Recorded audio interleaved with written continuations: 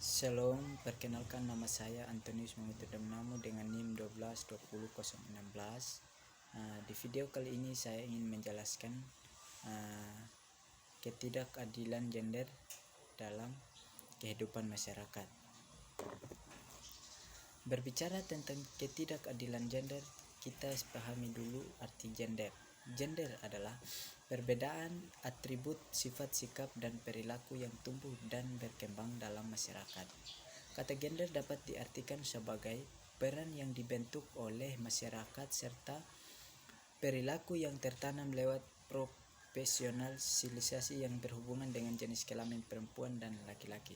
Jadi gender tidak diartikan sebagai jenis kelamin sebagaimana dalam biologi yang sifatnya kodrat, akan tetapi dibentuk dan dibangun dalam lingkungan sekitar atau masyarakat. Nah, kesetaraan gender merujuk pada suatu keadaan setara antara laki-laki dan perempuan dalam hal pemenuhan hak dan kewajiban. Mengapa hal ini menjadi penting? Karena adanya ketidakadilan gender, seperti contohnya perempuan tidak boleh berpendidikan tinggi, laki-laki tidak boleh menangis, dan masih banyak lagi. Nah, kali ini saya akan menjelaskan bentuk-bentuk ketidakadilan gender dalam masyarakat. Yang pertama, subordinasi atau menomorduakan perempuan. Penilaian atau anggapan bahwa suatu peran yang dilakukan oleh satu jenis kelamin yang melakukan sesuatu lebih rendah dari yang lain. Perempuan dianggap mempunyai kewajiban dalam urusan domestik atau reproduksi, sementara laki-laki dalam urusan publik atau produksi. Analoginya seperti laki-laki itu direktur dan perempuan adalah sekretaris.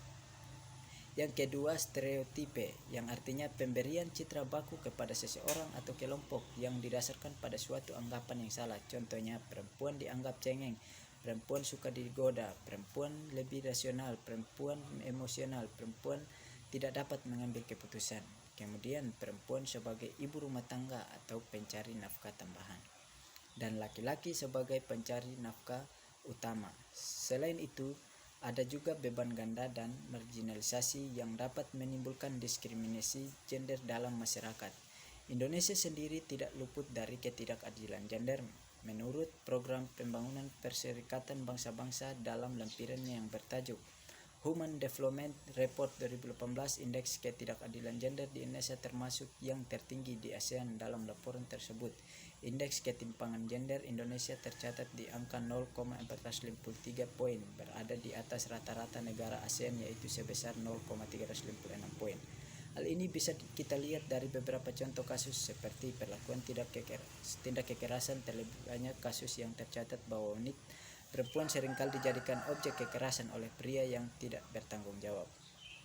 Berdasarkan catatan Komnas Perempuan tahun 2019, kekerasan terhadap perempuan terjadi sebanyak 431.471 kasus. Dalam kurun waktu 12 tahun, kekerasan terhadap perempuan meningkat sebanyak 792%. Tindakan kekerasan ini terjadi karena masih ada anggapan kekuasaan dan superioritas di mana laki-laki menempatkan diri lebih tinggi daripada perempuan. Kejadian yang sering ditemui di lingkungan sekitar adalah apabila istri tidak menaati perintah suami akan dikatakan durhaka, hingga terjadilah kekerasan dalam rumah tangga. Contoh lainnya, masih banyak wanita yang bekerja dengan kemampuan sama dengan laki-laki namun penghasilan yang diberikan lebih rendah. Badan Pusat Statistik dapat melaporkan perekonomian 2019 adanya kesenjangan antara upah laki-laki dan perempuan. Upah laki-laki lebih tinggi daripada perempuan.